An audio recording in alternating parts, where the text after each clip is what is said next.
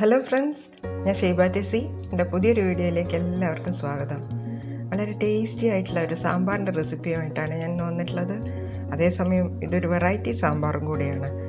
ഇതിൽ ഞാൻ ഉപയോഗിച്ചിരിക്കുന്ന കഷ്ണങ്ങൾ മത്തനും അതുപോലെ തന്നെ 2 പിടി മുരിങ്ങയിലയും കൂടിയാണ് കേട്ടോ. രണ്ടും വളരെ പോഷകഗുണങ്ങളുള്ള സാധനങ്ങളാണ്.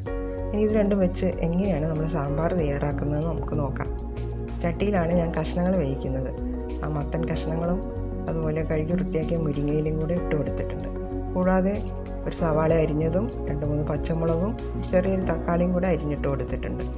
ആവശ്യത്തിനുള്ള വെള്ളവും ഒഴിച്ചിട്ട് നമുക്കിതൊന്ന് ഇളക്കി യോജിപ്പിച്ച് നമുക്കിതൊന്ന് വേവിച്ചെടുക്കാം. കറിക്ക് ആവശ്യമായിട്ടുള്ള ഉപ്പും കൂടെ ഈ സമയത്ത് തന്നെ നമ്മൾ ചേർത്ത് കൊടുക്കാം. കഷ്ണങ്ങളൊന്നും അധികം വേണ്ടാത്തതുകൊണ്ട് നമ്മൾ വിചാരിക്കും ഇത് വലിയ രുചിയൊന്നുമില്ലാന്ന്. പക്ഷേ ഒന്ന് തയ്യാറാക്കി നോക്കുമ്പോൾ വളരെ ടേസ്റ്റി ആയിട്ടുള്ള ഒരു സാമ്പാറാണ്.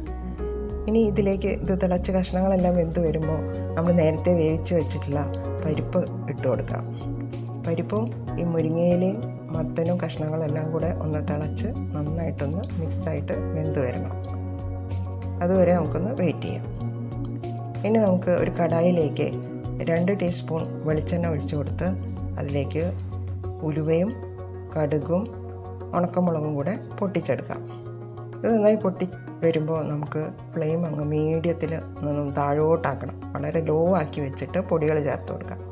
1.5 ടീസ്പൂൺ മുളക് പൊടി ചേർത്ത് കൊടുത്ത് 2 ടീസ്പൂൺ സാമ്പാർ പൊടിയും കൂടെ ചേർത്ത് കൊടുത്തിട്ടുണ്ട്. ഫ്ലെയിം വളരെ ലോ ആക്കി വെച്ചില്ലെങ്കിൽ പൊടികൾക്ക് അരിഞ്ഞു പോകും കേട്ടോ. ഇനി 1/2 ടീസ്പൂൺ മഞ്ഞൾപ്പൊടിയും 1/2 ടീസ്പൂൺ മല്ലിപ്പൊടിയും കൂടെ ഇട്ട് കൊടുത്തിട്ടുണ്ട്. അതുപോലെ തന്നെ 1/2 ടീസ്പൂൺ കായപ്പൊടിയും കൂടെ ഇട്ട് കൊടുത്തിട്ടുണ്ട്. കായപ്പൊടി വേണമെങ്കിൽ അല്പം കൂടെ കൂടുതൽ ചേർക്കാൻ ഇഷ്ടമാണെങ്കിൽ ചേർത്ത് കൊടുക്കാം.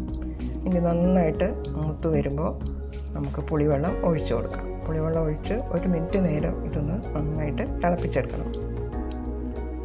ഇനി ഈ തിളപ്പിച്ചത് നമുക്കിനി കറിയിലേക്ക് ചേർത്ത് കൊടുക്കുകയേ വേണ്ടൂ. ഈ സാമ്പാറും ഈ കഷ്ണങ്ങളും ആ മസാലയും പൊടികളും എല്ലാം കൂടെ നന്നായിട്ട് ഇളക്കി യോജിപ്പിച്ച് 2-3 മിനിറ്റ് നേരം തിളപ്പിച്ചെടുക്കാം. ഇനി കറിവേപ്പിലയും കൂടെ ചേർത്ത് കൊടുക്കാം. വളരെ രുചികരമായിട്ടുള്ള എളുപ്പം തയ്യാറാക്കാൻ പറ്റുന്ന ഒരു സാമ്പാറാണ് കേട്ടോ.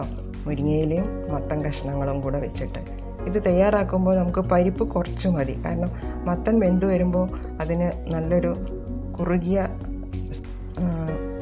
രീതിയിലാകും. അതുകൊണ്ട് നമുക്ക് പരിപ്പ് വളരെ കുറച്ച് ഇതിൽ ചേർത്താൽ മതി. ദോശയ്ക്കും നമുക്ക് ഉപയോഗിക്കാം. അതുപോലെ ചോറിനും ഇത് വളരെ ടേസ്റ്റി ആയിട്ടുള്ള ഒരു സാമ്പാറാണ്.